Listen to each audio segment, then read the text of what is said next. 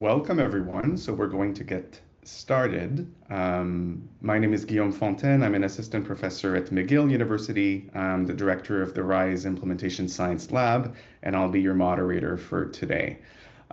Before introducing our speaker today, I just want to say that I'm calling from South Africa with a really shaky internet connection. So I hope everything will be stable throughout this session, but just a brief disclaimer.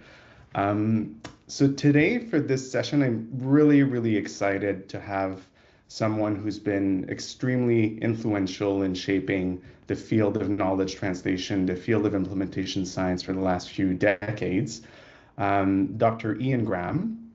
So Dr. Graham trained as a medical sociologist at McGill University, and his research program focuses on KT and implementation science.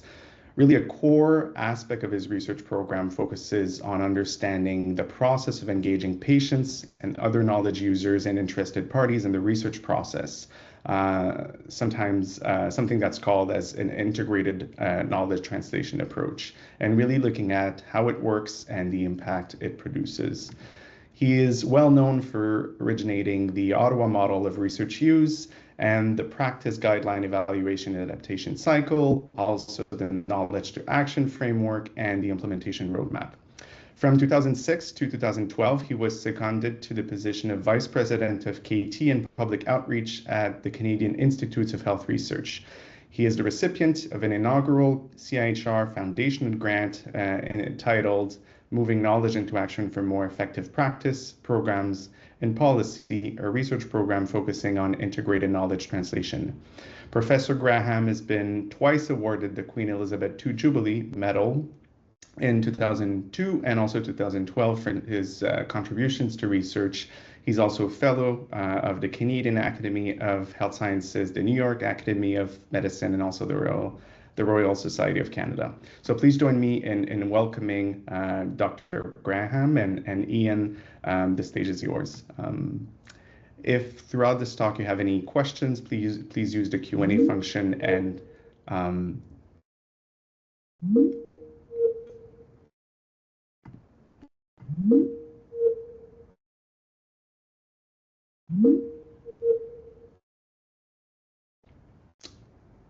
so Ian, please go ahead and Okay.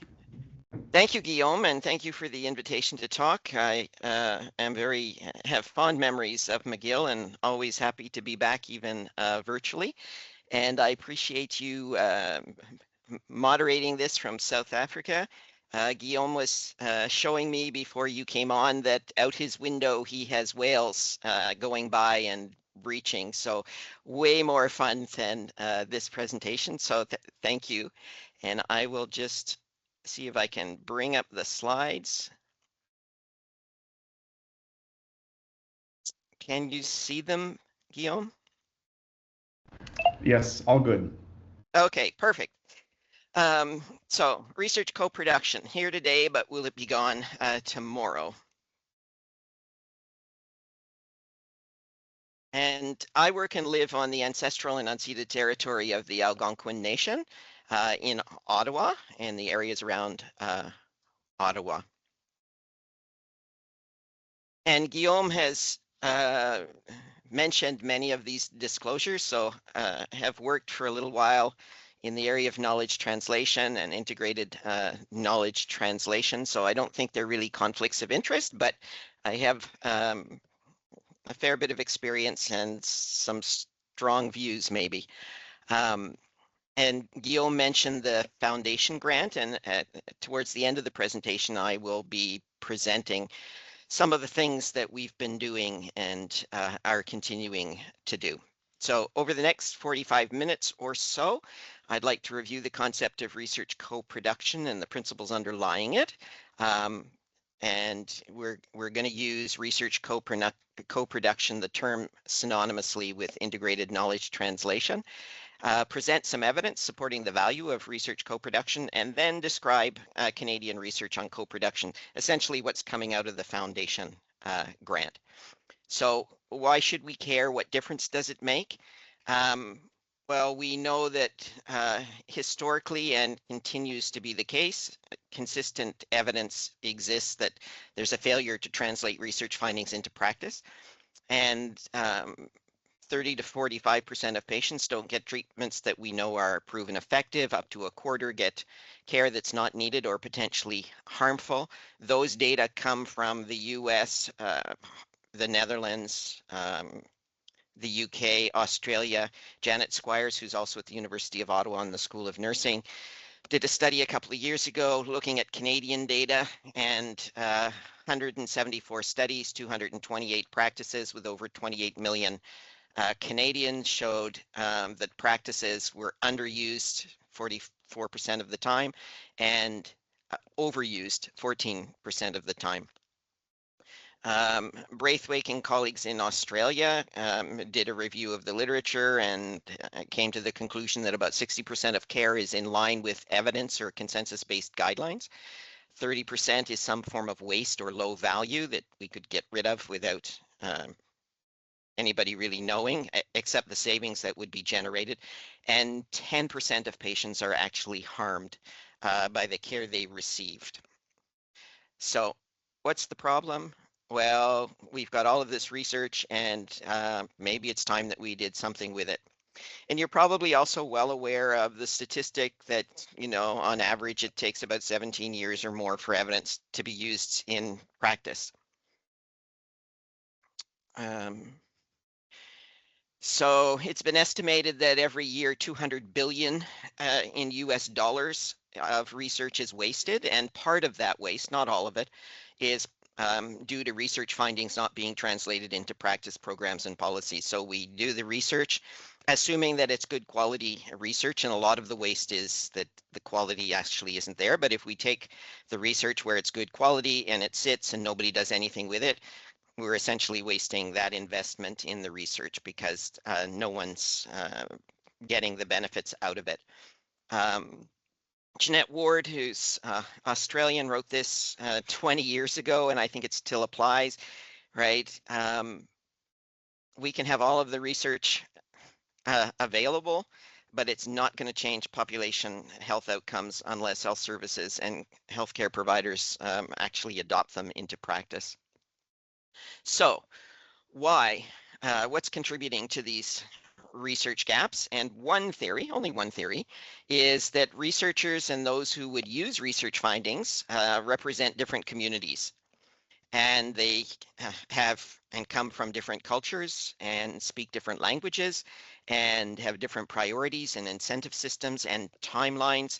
And the communities don't really talk to each other or work with each other. So there's this disconnect between the people generating the research and the people who would use it. And this little parable kind of illustrates it. So we've got some people in a balloon and a person on the ground, and the balloon says, "Hello down there, where are we?" And the person on the ground says, "You're 30 meters above a valley in a hot air balloon. And you must be a researcher. How did you know?" What you told us is completely accurate, but not at all helpful. You must be policymakers. How did you know? You have no idea where you are or where you're going, and now you're blaming me. So one solution to trying to bring together those knowledge users and users with the people who are producing research is research co-production. And this is one definition, a model of collaborative research that explicitly responds to knowledge user needs in order to produce research findings that are useful, usable, and used. And the second is a definition of integrated KT, and you can see that it's quite similar. A model of collaborative research where researchers work with knowledge users to identify a problem and are in a position to act on the research findings. So in this whole area, there's challenges with terminology. And so terms like integrated knowledge translation, collaborative, participatory, action-oriented, community-based research, engaged scholarship, mode 2 knowledge production, research co-production, co-creation are terms that are used, and they're more common, all of these different paradigms, than they are different, and I'll talk about that in a little moment. And so what's the essence of research co-production? So I'd argue that it's solutions focused, so often applied research, and it's the notion of no research about us without us. And it's a way of being and doing research with people with lived and living experience, providers, policymakers.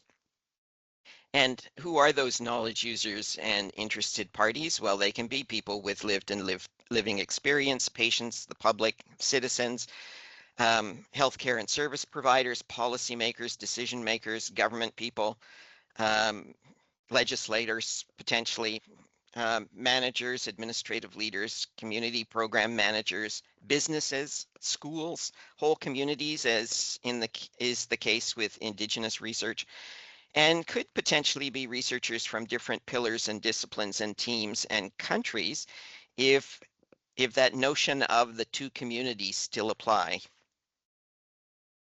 Tram Nguyen, Dr. Nguyen was a postdoc with me a couple of years ago and did this quite innovative study looking at IKT and research co-production and engaged scholarship and Mode 2 and community-based participatory research. So 5 different paradigms, looked at the literature for some of the key papers, and then interviewed researchers who aligned with the different paradigms, and then actually wrote this paper with the people that she interviewed. So it was kind of an interesting approach, which the journal had a little bit of problems with because the authors were the participants. And so it really was a co-production approach that she used. And what did she find? The commonalities across the traditions. So all of them are about true partnership rather than simply engagement. That they view their traditions as an approach to research rather than a methodology. So it can be applied with, if you were doing a randomized control trial, you can do it in a co-produced kind of way. If you're doing a qualitative study, you could be using a co-produced approach.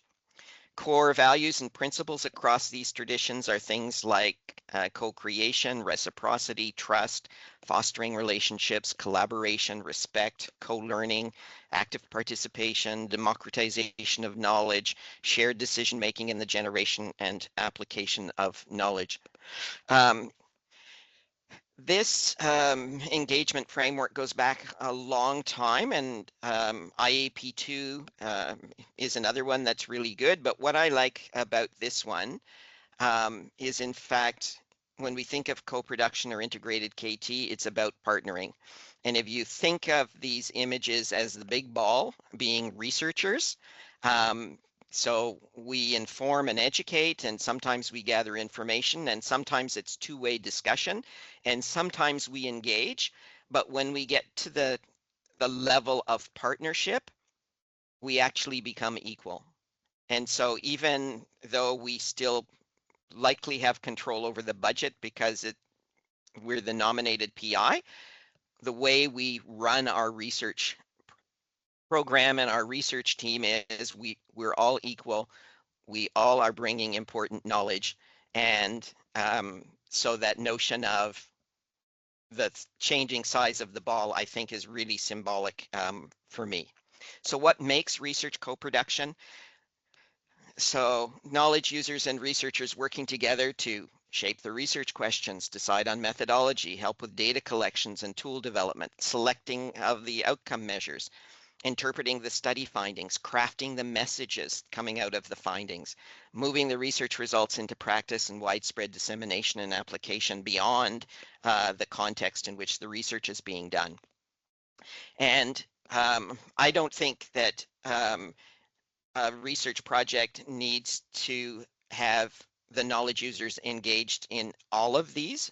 I think it has to be about where do the knowledge users want to participate, and have any barriers to their full participation been removed so that they can. And so the knowledge users can decide where they want to be participating, and they may want to be involved in all of the steps, or there may be some that they think are particularly important to them that they want to participate. And so if they're only involved or one or two steps, it can still be co-production if it's done in the spirit of co-production. So what's the program theory behind co-production? So it's through authentic and egalitarian partnerships with knowledge users, the research is strengthened.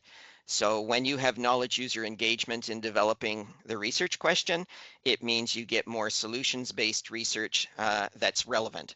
In other words, the research is useful to those knowledge users. Knowledge user engagement, when there is knowledge user engagement in the research process, they're more likely to have confidence in the results and the researchers. There's mutual learning. The knowledge users learn about the research process, but the researchers learn about the context and the experiences of the knowledge users, and that often means the findings are more usable, or the products that are coming out of it are more usable because the knowledge users are there to actually say, yeah, publication isn't that helpful. Can we develop a little tool or something that we could implement more easily? And when there's knowledge user engagement, it actually means that there's readiness for the results and willingness to move them into practice. So that's the findings will more likely be used, and that results in more accelerated impact, which could be improved health or social care or well-being or societal outcomes or other kinds of impacts. So the second thing we'll cover is some of the evidence. And so I'm going to talk a little bit about some evidence, and there's more evidence to come in the next section where members of the integrated knowledge translation research have been working on that. So I want to tell you a little bit about Project Retrosite. It's an old study. Goes back to the mid 2000s or teens, like 2013, I think it was published. And CIHR was involved. So Canada, Australia, and the US, and the UK rather. And it was looking at cardiovascular research. And it was using Buxton's payback model. And what was innovative was they went back 15 to 20 years to find grants that had been funded. Then they tried to track down the researchers who were involved, and then they tried to build a case what happened in the subsequent 15 years. And what they found was, and so this is cardiovascular research, and so in Canada it was research funded by CIHR and the Heart and Stroke Foundation. They found that researcher engagement with practitioners and patients was associated with higher academic impacts, so citations essentially, and high, wider impacts. And so wider impacts were defined as things like practice guidelines, developing products and technologies and tools that could be used. And they also found that even with the cases that had or were about basic biomedical research, when it had a clear clinical motivation, it was associated with higher academic impacts and higher wide impacts. And so the conclusion was, with biomedical research, when they're actually focusing on addressing a clinical problem with the basic research and often involving clinician researchers, that they're more likely, those projects were more likely to have impact. The next data I want to share actually comes from CIHR. And so it was an evaluation that was done in 2011 and 2012 of the KT funding program when I was at CIHR. Every 5 years, the Treasury Board requires that all federal programs be evaluated to determine if the program is still needed and how well it's functioning and what the outcomes are and how it might be improved. And so I was keen for this to happen, but I said the evaluation needed to essentially be co-produced, an integrated KT approach. So the evaluation team needed to work with me. I was the Vice President of Knowledge Translation, and we had CIHR Institute directors and staff who would be using the findings. And so we said we want to mirror, since many of the KT programs at the time were actually integrated KT, requiring researchers to have knowledge user partners as co-investigators or co-principal investigators. We said we wanted the evaluation to mirror that kind of approach, which was the first time CIHR had done that. And so there were lots of findings, but what was found was people had wondered about, if you're required to have knowledge users on your grants, doesn't it slow things down? And are you as likely to get publications? And it's kind of applied, so is that really even research? So there were researchers at the time who kind of had those views. And what the evaluation showed was that actually the grants that were done using an IKT approach were very successful in terms of traditional measures of research, so that those assumptions were not found to be accurate. It also demonstrated that the KT programs, including the integrated KT ones, actually were quite complementary to the other programs at CIHR, the researcher curiosity driven programs, in helping to fulfill CIHR's mandate. And what came out that was unexpected, well, it wasn't really unexpected, but it wasn't, the evaluation didn't intend to pursue it, but it came out in the interviews that were being done, was a whole discussion around what meaningful partnerships were. So let's talk about the traditional measures. So the three columns, so HQP is highly qualified personnel, so students and postdocs that are on the grants and learn in the process of participating as trainees, essentially, on the grants. Academic output, so articles, books, those kinds of things, and KT outputs. So how did they disseminate their findings in different ways? And the two rows, IKT, so there were three programs that had this requirement of a knowledge user partner. And so one of them was a synthesis grant. So if you were doing synthesis, you had to have a knowledge user on the grant, and you had to demonstrate why the synthesis was relevant to the knowledge user. There were knowledge to action grants, which were two years, and you had to take evidence that was strong enough to be implemented, and the grant was to facilitate the implementation of the evidence. And the third one was the partnerships for health system improvement, and these tended to be more health system partners, so managers in the health system partnering with researchers to address health system issues. And those grants were a little bit longer, 3 years in length, but all of these were capped. The first one was at 100,000, the second was at 200,000, and then I think the FISI at 600,000. The OOGP is what is known today as the program, the projects program. So that's the curiosity driven. I think it's 2/3 of what CIHR invests in. And so researchers come up with a great idea and they simply submit it. There's no requirements to partner with anything or anyone. And so let's just walk through the table.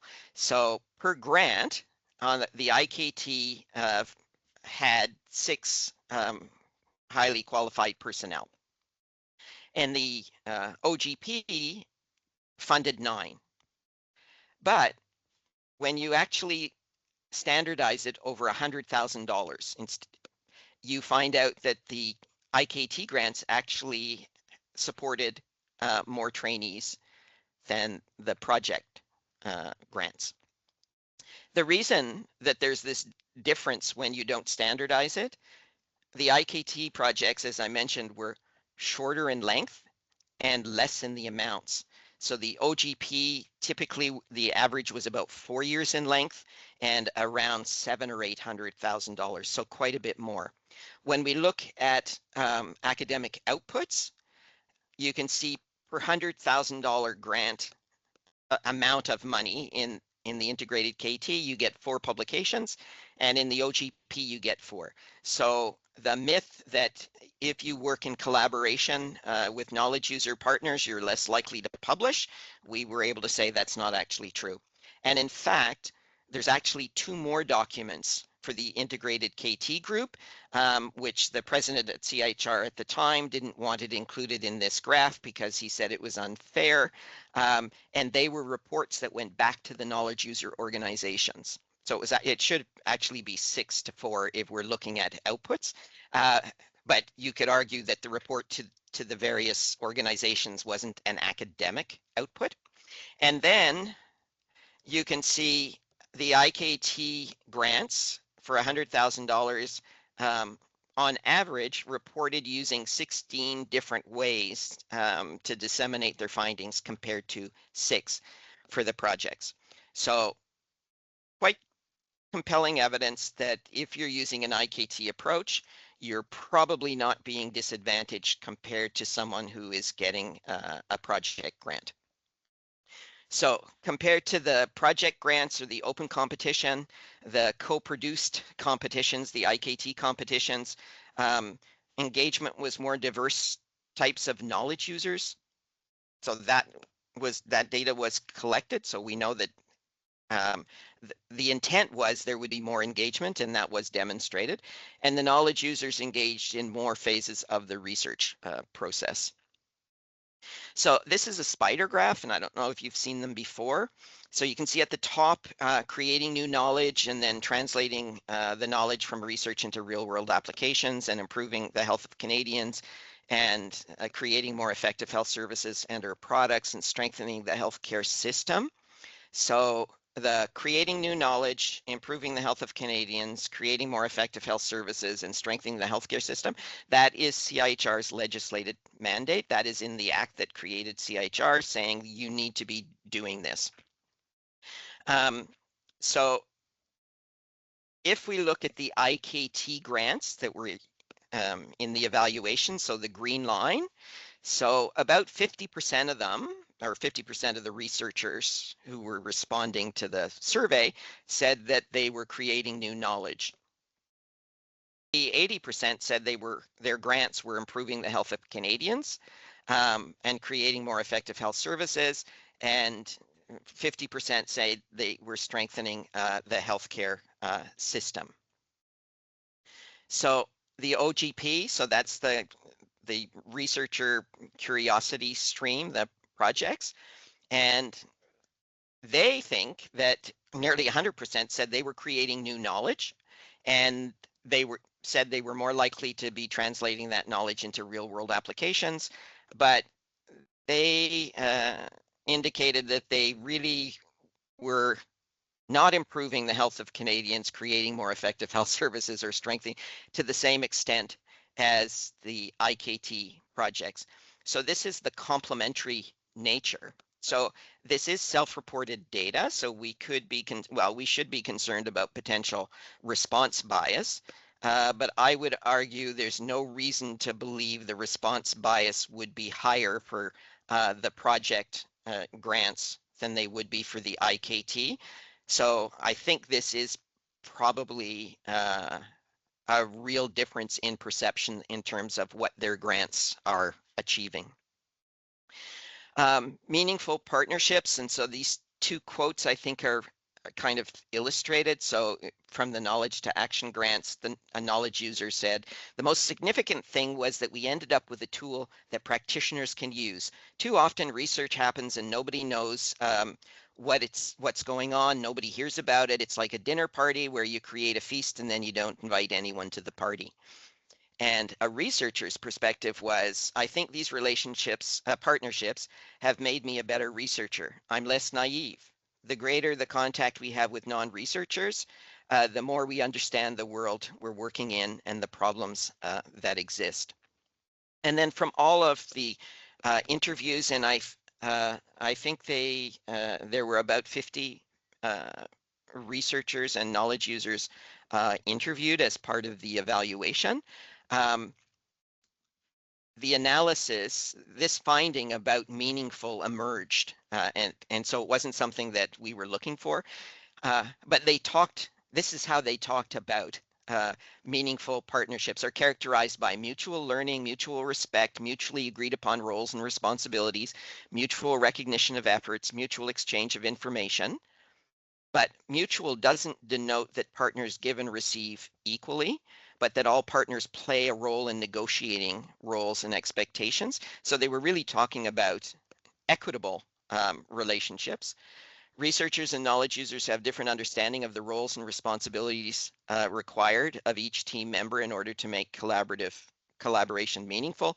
And meaningful partnerships are negotiated based on many factors, including but not limited to resources and external commitments and technical skills and epistemology.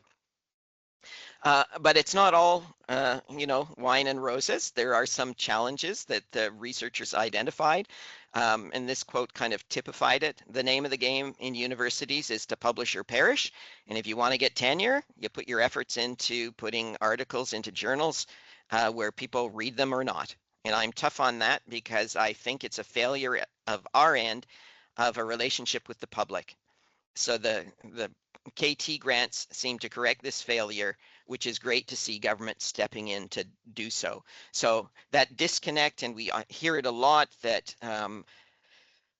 the university or our tenure and promotion processes don't value the developing of relationships and the time that that may take, are more interested in publications and impact factors and H factors than in being able to demonstrate you've had real world impact. And who is it that's doing co-production research? And so the pillars at CIHR, so pillar 1 is biomedical, 2 is clinical, 3 is health services, 4 is population health. And so essentially, biomedical, pillar 1 and pillar 1 is predominantly people who are basic scientists. And you can see, so the total KT, so I mentioned synthesis, knowledge to action, and PhySI are the integrated KT co-produced ways of approaching things, but they tend to be used more in health services and population health. So these data are from people who've not applied, but people who've actually been awarded the grants. And we look at in terms of their experience. So for the OGP, for the curiosity-driven research, it's much more likely to be pillars 2, 3, and 4. And look at pillar 4, 47% of the people who get grants, project grants, have more than 18 years experience. And then when you look at the KT grants, it's sort of evenly distributed across the years of experience. But within the 0 to 5 years, 20% of the grants went to early career researchers compared to 2% in the open grant competition.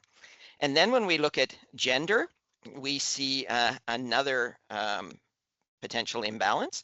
So the grants, the curiosity-driven grants, 70% of the people who get them at this time, like 2011 or 12, 70% were men, compared to nearly 60% of the KT grants going to women.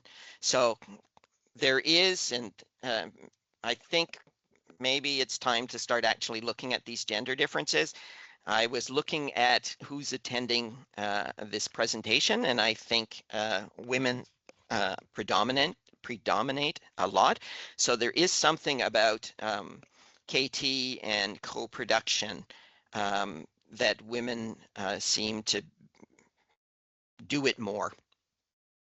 So what are the conclusions? So the evidence from CIHR suggests that the IKT research produces partnerships with knowledge users, and from the qualitative component, the participants told us that those relationships lasted beyond the original project, that they often continued to work together. Positive relationships outcomes in terms of the traditional measures, so highly qualified personnel, publications, end of grant, KT, and perceptions of impacts on the health and health system. But challenges included the time to work in a co-produced way, the effort that it takes, disincentives to engage in co-production, often around the university key performance indicators and the predominant focus on journal impact factors, which is beginning to shift, I think, with the interest in DORA. So let me tell you a little bit about some of our work. And so we're the Integrated Knowledge Translation Research Network, and our tagline is doing research with people who use it. And so why did we create the network? Well, we argued, and I think we can still argue, that there's limited evidence for the effectiveness and how best to actually work in partnership, although that evidence is growing and we're contributing to that. And so the intent was to advance the science and practice of integrated knowledge translation or co-production. It was a 7-year foundation grant, started in 2015, and because of COVID, it was extended to 2025. And I'm now on an interchange, a part-time interchange with CIHR again as a scholar in residence, so it's been extended to 2027. Dr. Anita Katari at Western is the deputy director, and Chris McCutcheon is the network manager. And just to give you a sense, so our mission is to bring together knowledge users and researchers to advance the science and practice of IKT and to train the next generation of IKT researchers. And our 4 goals are to advance understanding of the concept from the perspective of knowledge users, researchers, funders, universities, assess the impacts of IKT, develop and adapt IKT theories and measurement tools, and convert the evidence gained from the research program into accessible resources and to build IKT research capacity. So we have about 155 members, 82 of them are actually IKT experts. We've got 35 knowledge users, 11 implementation science experts, and we currently have 27 trainees. But to date, we've actually trained 53 or had 53 trainees. 26 have graduated, as it were, and are now alumni, and almost all of them continue to work with us. And our trainees are responsible for 30 outputs, IKT outputs. So leading projects and leading publications. So we've to date had 36 IKT projects. So we have others that are not official. By official, we mean that we either endorsed them or provided a letter of collaboration when they were funded, or we provided funding for them. And then other members are actually doing research that is related and part of the network, but we don't consider them officially part of the network.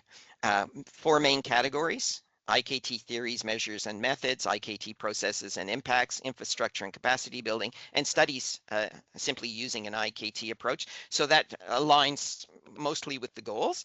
And those 63 projects have so far generated, 36 projects have generated 63 publications.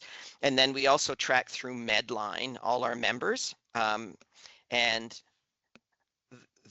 their publications related to the network. In total, we have about 184, and 140 of those are actually led by an IKTRN member. And this is just to give you a sense that since about 2018, on average, the people in the network, more than 20, well, not more than 20 people, more than 20 publications. Some of them may be the same people. And I just wanted to give you a sense of some of the things that we've done. So Dr. Sarah Bowen and Ingrid Botting led this. It's time to talk about our relationship with research, and it's for health organizations to actually think about how do they want to engage with research, and options of they can embed researchers, or they can collaborate with researchers in a co-production kind of way, and it kind of walks them through. And then you can see well, we thought it was humorous, the researcher, well, that's a knowledge user saying, typical researcher, tells us it's time to talk and then hands us a report, probably doesn't even see the irony in it. And we did exactly that. We produced the report. It's on the website. People can have it. Although Sarah and Ingrid have done workshops with different organizations who are interested in figuring out how to work with the workshop. Dr. Katrina Plamondon, who's at the University of British Columbia at Kelowna. She has the Equity Science Lab, created for us how to equity in health research co-production. So brings in a lens of, if you're working in a collaborative co-production kind of way, how do you ensure that you're paying attention to equity and health equity? I mentioned Tram's paper. Dr. Rob McLean, who's at the IDRC in Ottawa, the International Development Research Center, they have a research quality plus approach that they use with the grants that they fund. And he was a trainee with us as a PhD and then as a postdoc, and created RQ Plus for co-production. And so it actually identifies the key components that you might want to consider assessing. And then there's actually a grid that you can use, and the methodology for how to assess. Femke Hoekstra, who's now an assistant professor at UBC, but did this as a postdoc. So it's a review of reviews of principal strategies and outcomes of partnered approaches. A colossal amount of work, found 86 reviews and then synthesized the 86 reviews. They had a spin-off project, which was actually looking at IKT guiding principles in spinal cord research. And then there's a website, the IKT Guiding Principles at UBC. And here are the principles that come from the literature that they boil down. Partners develop, maintain relationships based on trust, respect, dignity, and transparency. Share in decision-making, foster open, honest, and responsive communication. Partners recognize, value, and share the diverse experience and knowledge. Partners are flexible and receptive in tailoring the research approach to match the aims of the project. Partners can meaningfully benefit from participating. Partners address ethical considerations, and partners respect the practical considerations and financial constraints of all partners. We've done two other things to advance the field. So series, BMC concept paper series. The first one we did was, I think we started in 2017, and all of them were published by 2019. So there's 17 papers in different BMC journals. 9 of them are led by trainees.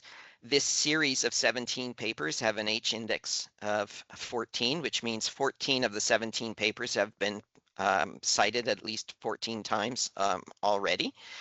And then last year we started a second series. And how we did the first series was we just put out a call to the network saying, we're interested in concept papers or reviews. So we weren't interested in primary studies. And we covered the cost of the open access fees. And the more recent one, we have 8 papers have already published. We've got 2 that are at the revision stage and 3 that still are being planned to be submitted. So this is the first series. It's nice the way BMC works. So they allowed us to write this, which is sort of like an editorial commentary. And when you go to it, it has a link and you can find all of the papers that are part of the series. And just to give you a flavor of what they are, some of them: fostering the conduct of ethical and equitable research practices, the imperative for integrated knowledge translation and research conducted by and with Indigenous community members, embracing complexity and uncertainty to create impact, exploring the processes and transformative potential of co-produced research through development of a social impact model, conceptualizing the initiation of researcher and research user partnerships, a meta-narrative review, collaborative health research partnerships, a survey of researcher and knowledge user attitudes and perceptions, partnering with frail and seriously ill patients in research, a systematic review, a review and synthesis of frameworks for engagement in health research to identify concepts of knowledge user engagement, fit for purpose, co-production of complex behavioral interventions. And then the second series, to give you a sense, The second series is actually based on this editorial by Joe Roycroft Malone, so research co-production, an underused pathway. And then the journal invited 6 groups to comment on our editorial, and then they let us provide a response to the commentaries, which you see on the right. And so we raised a number of issues, which the series, different authors in the series are addressing different pieces. And here's a couple of them. How does integrated knowledge translation work? A realist review. The role of music and singing as research methods to improve migrants' involvement in health research and policy making. So co-production using music and singing. Addressing power imbalance in research, exploring power in integrated knowledge translation health research. Let us be heard, critical analysis and debate of collaborative research approaches used in implementation science research with equity deserving populations. We've done case books, so 6 case books with 52 cases. 20 of the cases were led by trainees, and then Dr. Sandy Dunn did a meta-synthesis of the first 4 case books to understand how and under what circumstances IKT works for people engaging in collaborative research. And then this was sort of the tail end of the pandemic. We had planned to do it earlier, but we were delayed because of the pandemic and people being preoccupied with other things. So a text on research co-production. It's divided into 4 sections. So the foundations of research co-production, working with knowledge users, and writing, grant writing, dissemination and evaluation, and capacity building and infrastructure. And if you go to the IKT website under projects, you will see it. And the authors of each of the chapters have a short slide deck. It's either 3 or 4 slides that summarizes each of the chapters. And so you can go there without reading the whole book to kind of figure out what the chapter was about. One of the chapters, chapter 2.3 by Dr. Kate Sibley at the University of Manitoba, did a rapid review of 9 reviews of research co-production that were published between 2016 and 2020. And so this is more evidence of the benefits or value of research co-production. And what she found was, and several of the 9 were actually patient partners, were the knowledge users. Some cases, some of the reviews were about policymakers as the partners, and some clinicians as as knowledge user partners. So there were effects on the research process. So priority setting changed because of the engagement of the knowledge users. Decision-making about the research process had an effect. Influencing funding, so the notion of when you have patient partners on, you may be more likely to actually get funded. There were effects on the relationships among those involved in the co-production, the knowledge users and the research, in terms of trust, communications, power sharing, mutually understanding, ongoing relationships. There were effects on the individuals themselves in terms of increasing their knowledge and skills and sense of empowerment in the case of knowledge users. Effects on the results or the outputs of the research, so increased authenticity and relevance of the findings and tangible or useful products. Effects on practices and programs, so actually influencing service delivery and practice recommendations. Effects on community, so improving community care, community trust and value research, community ownership of research, and effects on policies and systems, so changes in systems and policies beyond the study context. So they may have implemented the findings, but then actually spread or scaled those findings, and improving health services and outcomes, and more appropriate allocation of resource. So evidence from reviews of reviews on the benefits of research co-production. And you can see that the book can serve as a nice headrest. This is Gilly, and so she was actually named for McGill University, and so she is demonstrating that, sometimes we put a lot of work into academic things that may not be that useful in the end anyway. She's behind me at the moment, listening very carefully. So research co-production, here today, but will it be gone tomorrow? a really important question. So for those of you who may not know, the Social Science and Humanities Research Council, this is their definition of knowledge mobilization. And look, they include co-production as an aspect of knowledge mobilization. The Natural Science and Engineering Research Council, NSERC, their definition of knowledge mobilization is the same one as SSHRC essentially, but we see co-production. And that's it. So I want to thank you, and I'll stop sharing. Thank you so much, Ian. That was an amazing presentation. There's so much work behind all of that. I think I speak for all in saying that it was highly useful and usable. So we already have a first question in the chat, so I'm going to go ahead with this one. If you want to ask Ian, Dr. Graham, a question, please use the Q&A function. So Julie Brousseau asks, how do you differentiate knowledge translation from knowledge mobilization? Yeah, so at CIHR, I think the easiest way to think about it is it's exactly the same thing. They just changed the word. So there wasn't anything, as far as I can tell, I wasn't there when the change was made, and that was made in 2021 with the new strategic plan, and they announced it in a footnote that they were retiring the word knowledge translation and had adopted knowledge mobilization as part of the modernization of the language. SSHRC has always used the term knowledge mobilization. So I would say it's what we think of when we have historically thought about knowledge translation, and I wouldn't be too fussed about it.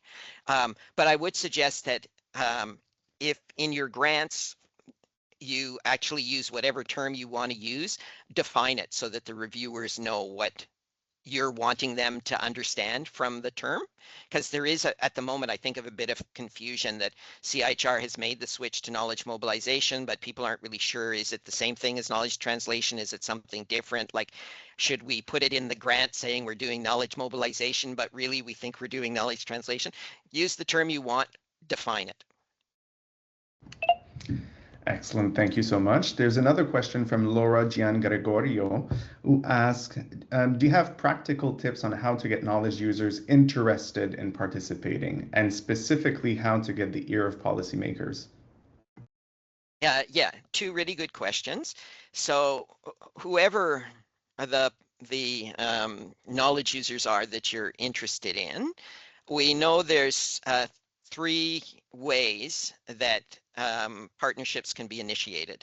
So the researcher can have a great idea and find knowledge users and say, I've got this idea, what do you think? Would this be good for you? Would you be interested in participating? So led by the researcher. It can work the other way around, but it's way less common. The knowledge user partner can reach out to researchers saying, we're really interested in this. Is this something you'd like to partner on? And the most interesting approach for me is bringing people together to say, let's just have a talk about ideas. I've been thinking about this. What have you been thinking about? And actually co-creating the idea. And I know in Australia, Deakin University, in their School of Nursing and Midwifery, they have professors that are half-time in the health system. And so it's a model, a partnered model, and that's what they do. So sometimes the researchers go to the health system and say, and often it's around implementation science trials, saying, we want to do this intervention study, and, are you interested? And then they get knowledge users to come on board, and then they at that point start co-creating, but they usually have a retreat every year where everybody comes together and they throw out ideas, and then that kind of gels. So with policymakers, it's a slightly different context, and it depends on the level of the policymaker. So if we think sort of at the provincial level or the federal level, sometimes they're really not they're a little bit reluctant to actually get involved in the research. They're interested in the research, but the concern is if they're actually part of the research, then they will be constrained and have to accept the results. And there may be like political reasons why they don't want to implement the findings. And so depending on what the topic is and the level and nature of the policymakers, they may be quite reluctant to say, yeah, this is great, let's sign on.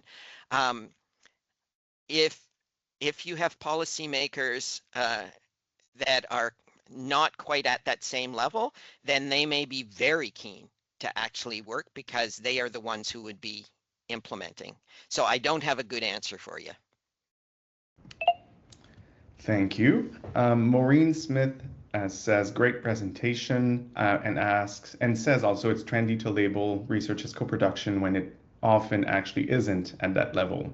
Do you think that people will have a better understanding of co-production as we use these terms more frequently in official documents? Really good question, Maureen. I hope so. I think co-production, like colloquially, is easier to understand than integrated knowledge translation because people didn't know what knowledge translation was, so integrated knowledge translation wasn't helpful either. So academically people get it, but the rest of the world doesn't. But I think the average person kind of has an appreciation of what co-production is. But we're also seeing kind of the expansion. So now there's groups that are referring to co-creation. And you need to be really careful because sometimes what they're talking about is they're co-creating the intervention, but the researchers are running the research. So one phase, they're letting other people in to co-create that, but they decide on the project, they decide on the study design, but they're willing to defer and allow the intervention to be co-developed or co-designed or co-created. So I think we're going to run into language problems as well with co-production, but let's wait and see. That touches on Lisa McCarthy's question around saying, speaking of terminology, where does co-design fit? Yeah. So I think you did touch on that a little bit. Whenever you're looking at the literature, like pay attention to the definitions they use. And so for me, the key element around co-production or integrated KT is this notion of the partners, whether they're patient partners or policy partners or clinician partners. It's actually being conceived of as it's a partnership and we're equal partners. And we may not contribute equally for all sorts of reasons, but the essence is we are going to make decisions together. And so if that's happening, then I'm okay to call it whatever. But if this is just, we're going to do things the way we normally do it, and we'll have a patient partner on board, but it's really just tokenism, then that's not co-production at all. And and I think that happens when people are actually not getting it, and they don't understand the tradition, and they see a funding opportunity, and you have to have partners, and it has to be co-produced, and so they kind of do their own thing and squish it into the call, and they're not doing, like, philosophically they're not aligned, and so part of that is a lack of capacity building on their part, like they just maybe don't know as opposed to they're trying to manipulate. Kieran McCluskey asks, I know you discuss KT grants, but do you have any recommendations for engaging knowledge partners fully in the development of research projects while working with traditional funding structures? Any insights? Yes. So at CIHR, the project grants, which are curiosity driven, there's absolutely nothing stopping you from doing those projects in a partnered kind of way. And there's actually on the application form, they ask, do you have partners? Are you using, and this will probably change, an integrated KT approach? No one typically pays attention to that because it's not in the application, but I would encourage you to actually write your grant as an integrated KT or a co-production grant. Be totally explicit right from the beginning. These are our partners. We've come together. We've had multiple meetings. We've decided on this is the topic. This is why it's important for our knowledge users. This is why it's designed the way it is. So really make sure that the application demonstrates genuine partnership. And I think, like, no one's done the studies to know in the grants competition, the projects competition, if you do co-production versus not, are you more or less likely to get funded? But I think depending on your topic, you probably can write a way stronger application. Will the peer reviewers be sensitive to that and pay attention to the quality of the relationship that you're describing? I don't know. I can tell you that me as a peer reviewer, I look at that, but that's maybe where I guess a growing group, right? And then brings a question to my mind if there are examples in terms of grant writing of how to showcase the example of how do we, outline the knowledge user groups, for example, and things like that. Yeah. Yes. So totally self-serving. I wrote the chapter in the research co-production book on how to write a co-produced grant proposal. So there's some tips in that chapter. So some of it is basic, how do you write a grant? And it doesn't matter whether it's co-produced or not, but then it gets into how can you demonstrate, or what are the things that are ways to demonstrate that you've got meaningful participation of your knowledge user partners, right? Because it's convincing the reviewer that it's not, you're just saying, Guillaume, he's on the grant, he's my partner. It's, right, we've been having ongoing meetings. We've actually changed how we've thought about things because of the knowledge user context. This is the knowledge user context and why they want these findings, because it's going to make this kind of a difference if they're able to implement them, for example. We've actually thought about compensation for our knowledge user partners. We've built that into the budget. We have a policy of all our knowledge users, if they meet authorship criteria, can be listed as authors. So it's showing the reviewers that you've actually thought about the co-production process, as opposed to it's one sentence that says, this is a co-production grant, and then you'd have no idea from the rest of it because it just sounds like a regular grant. Right. Luftian asks and says, fabulous presentation, really great work. Thanks for sharing this. May I ask what you think are the best steps for conducting a co-production research project as a PhD student from beginning and until what steps we could do? I'm planning to use this approach in my PhD, and also would love your approach, how to minimize the fundings or grants are difficult to obtain. So multiple questions in that one. Yes. So also, anybody can send me an email. I have proofs of the chapter, each of the chapters, and I can just send you the proof so you don't have to buy the book. So there is a chapter on using a co-production approach as a trainee. Christine Cassidy, who's on nursing faculty at Dalhousie, has a research program that has been, and several papers and a review of students using a co-production approach in their thesis. So one of the things that we do know, you will get from faculty members, don't do this because you don't have time to develop relationships and you need to get your thesis done, and you wait till you are doing your postdoc. And then when you get to your postdoc, they're going to tell you, no, you need to get lots of publications. So wait until you've got a faculty position. And then when you get the faculty position, they're going to tell you, no, you need to get tenure and promotion. You can't wait to do this. So when you're an associate professor, and we've done a study, and when you're an associate professor, what they say is, why would we go and get these partnerships? It's hard work. Like, we don't want to do that anymore. So it's really great that you're wanting to do this in your thesis. It can be done. There's a growing body of literature around what to do. You need to make sure that your supervisors are on side, and if they're not keen and discouraging you, find different supervisors that are actually supportive.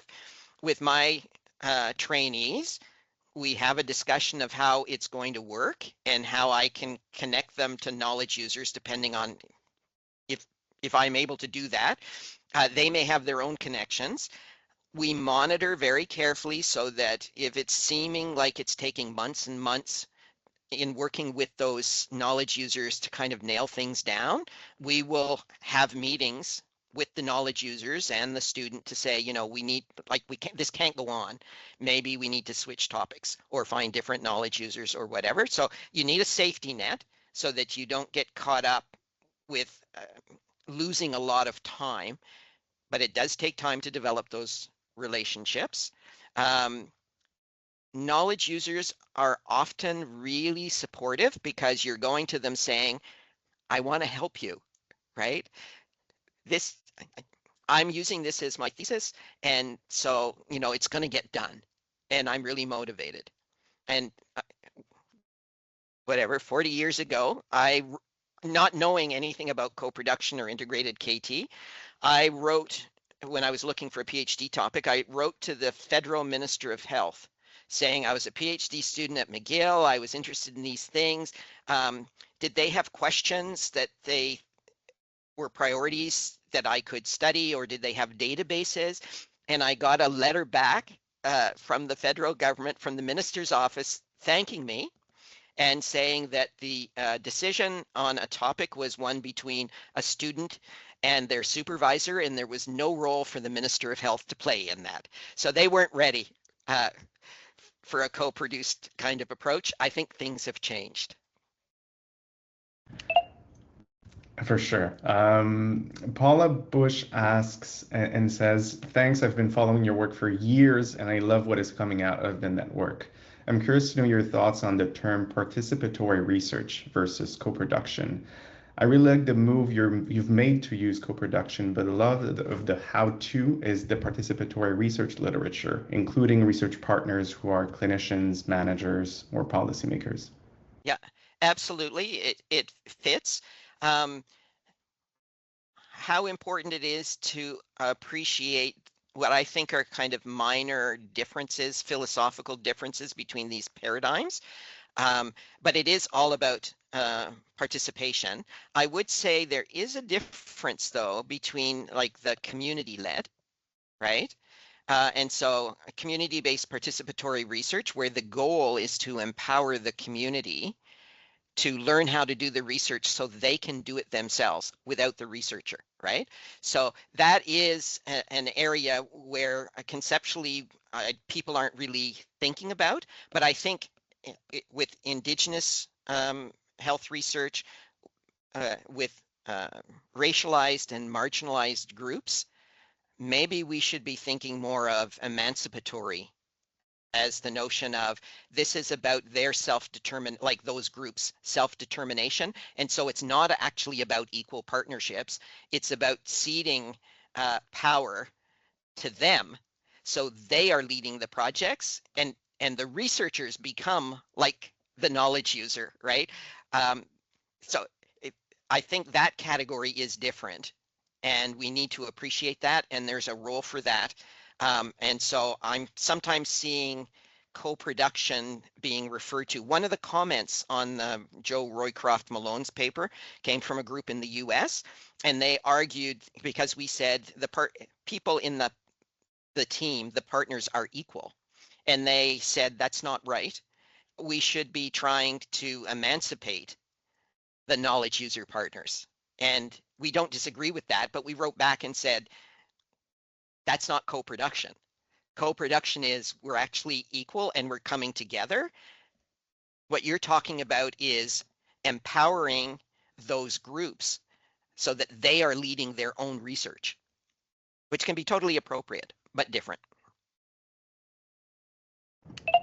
Thank you, Ian. That's fascinating. We have a few more questions. Mohamed Karamuzian says, amazing presentation, thank you. Regarding the concern about academic promotion and tenure systems being still focused on the publish or perish model, how do you think we should push for change? Especially if we are an early career researcher, we don't have much power against these committees. We keep hearing about the disconnect, but nothing seems to change. Yeah, I'd encourage you to go look up Catherine Sibley University of Manitoba. She's published a review that we did of the U15 universities and a couple of others. And we retrieved whatever documentation they had on their web for tenure and promotion to look at the criteria that's being used. And knowledge translation, knowledge mobilization, co-production doesn't figure prominently, although in some places, now at the University of Ottawa, knowledge mobilization is in the collective agreement as an element of good research. So the paradox here is, in fact, it's the tenure and promotion committees, right, that are the ones that are saying what you're doing isn't as valuable as what other people are doing, right? You don't have enough publications.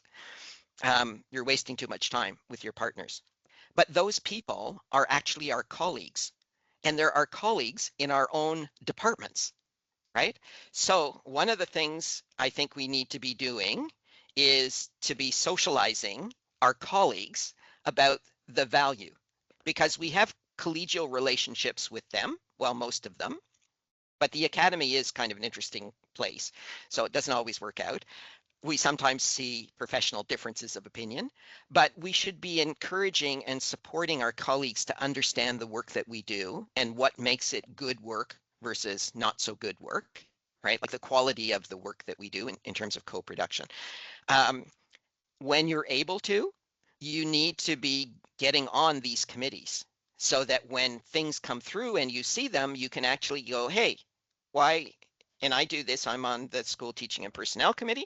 And if it comes, and I think we're actually quite good at this, not being focused on publications.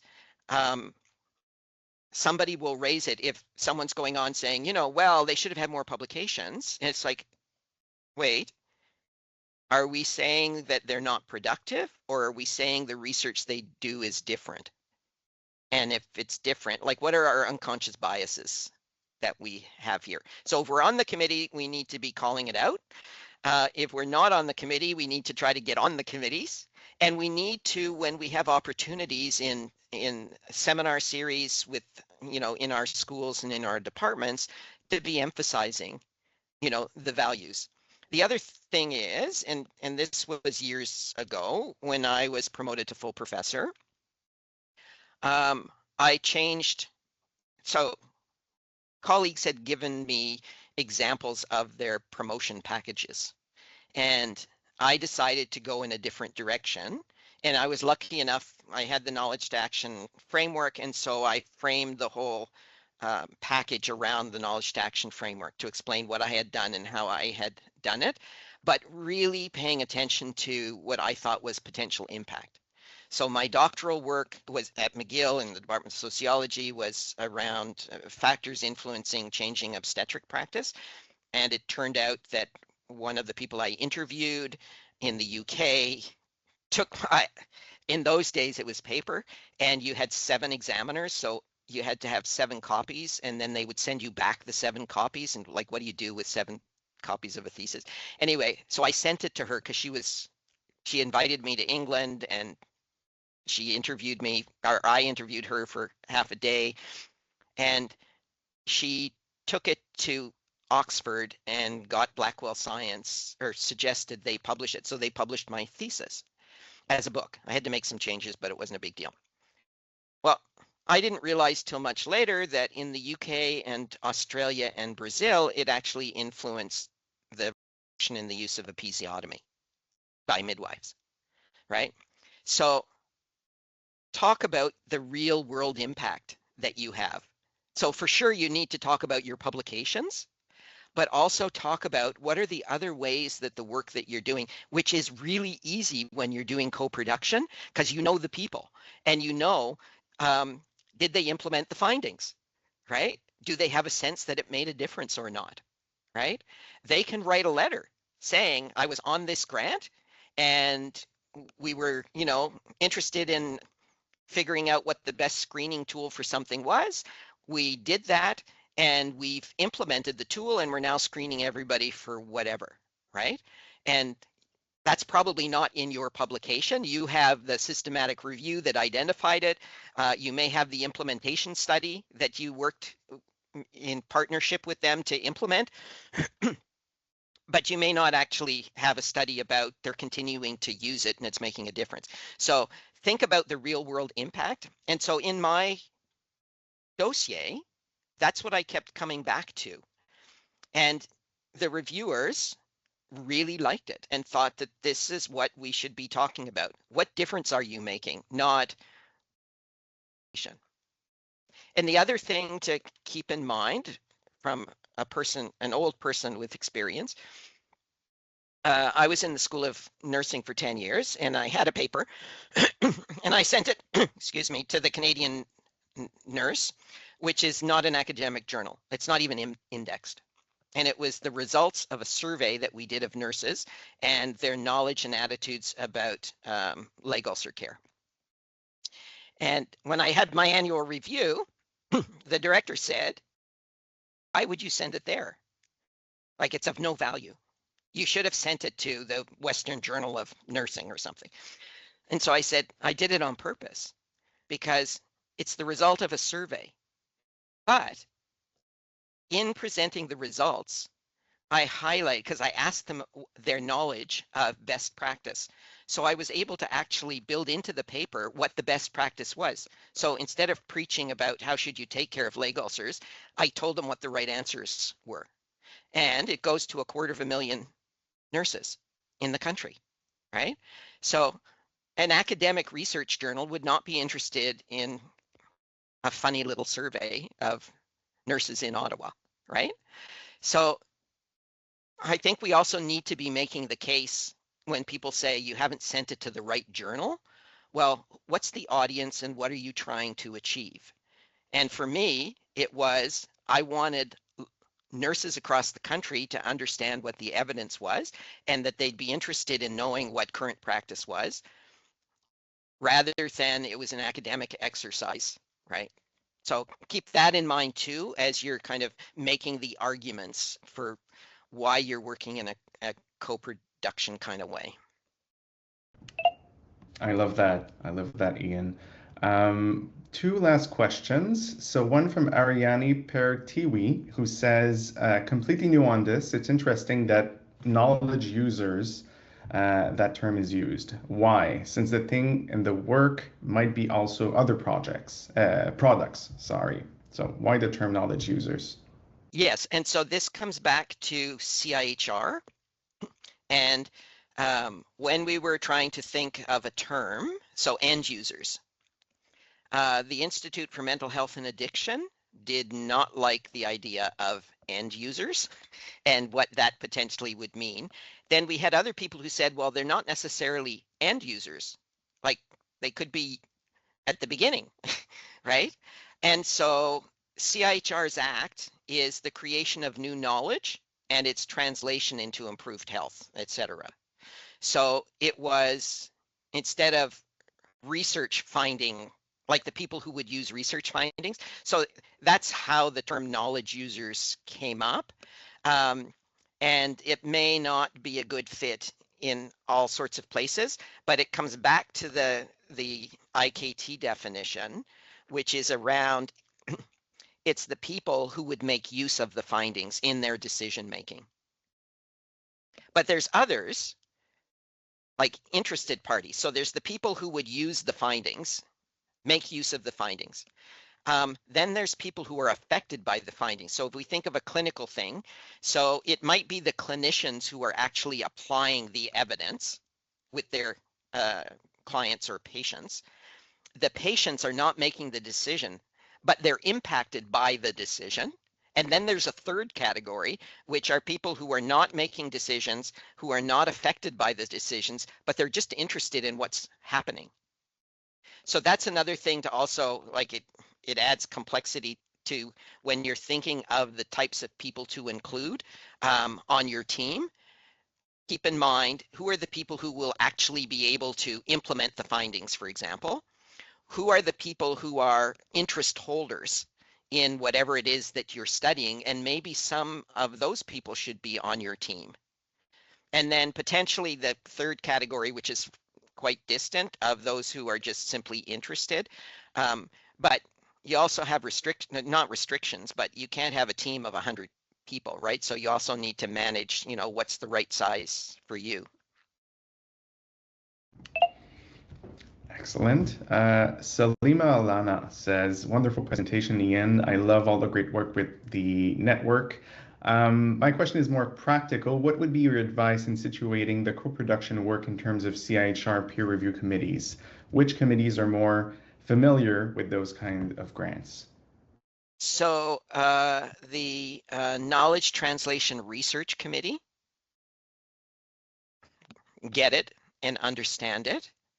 The more biomedical panels, I think it might be more new to them. And then there's some behavioral panels that I think are probably sympathetic. And I would say the health services panels, they are methodologists and they can be really difficult. Well, I've heard and experienced that they sometimes can be really challenging because they're all about the methods and they can't get their heads around kind of the big picture of things sometimes. But I think they would appreciate if you're doing something that has relevance, to the health system and you're engaging people in the health system, in your project, that they would see that as a positive thing. But I once had, it was with the knowledge to action framework. We found the frameworks, the different frameworks. It's a synthesis of 30 frameworks. And then we extracted the data, and then we were contacting the first authors of them and to ask them if we had actually captured their frameworks right. And the grant was rejected the first time around, and one of the reasons was what were we going to do for the people who had died, right? And it's like, well, we won't be getting data from them. Kind of a funny reason not to get a grant, but anyway. Yeah. Oh, thank you so much, Ian. Maybe a final question. So Sonia Semenik says, great presentation, Ian. I'm interested in the apparent gender divide in co-production research. What do you think are the main reasons behind this? Hi, Sonia. So my hunch, so I don't know if this is socialization, gender, or biology, sex, but I think women might have higher emotional intelligence than men, like on average. And partnerships are all about developing and maintaining relationships. And so there's a whole piece around, empathy and communication and all of those things that women might be better at or more interested in, right? So this is where I'm not sure if it's about how our brains are wired or how we've been socialized. So I think that is something that could be explored. We know, for example, with companies, if the board of directors has a higher proportion of men on it, they're more likely to make risky decisions than if they have boards where there's a higher proportion of women on the board. And again, generalizations, case studies, so, be cautious about the evidence. The assumption is, or that what we know is, when the boards have more women on them, they're less likely to be as risk takers, and they're also more interested in the quality of life of the workers. So interested in things like daycare for the employees, right? And so those differences are kind of interesting ones. If you're paying attention to the people, the workers, and improving their quality of life, and they're happier workers, they may be more productive, versus we're focused on making lots of money and we're going to take lots of risks and we're not paying as much attention to the workers, right? So I'm not sure that that's analogous when it comes to co-production, but I think the people skills is part of it. and why women, and I know this when I was at CIHR and I had to go across the country giving presentations, most of the people who would come to the KT presentations were women. Thank you so much, Ian, for the presentation, the Q&A. This was the longest session that we've had so far, so I think it speaks to the interest of people around co-production.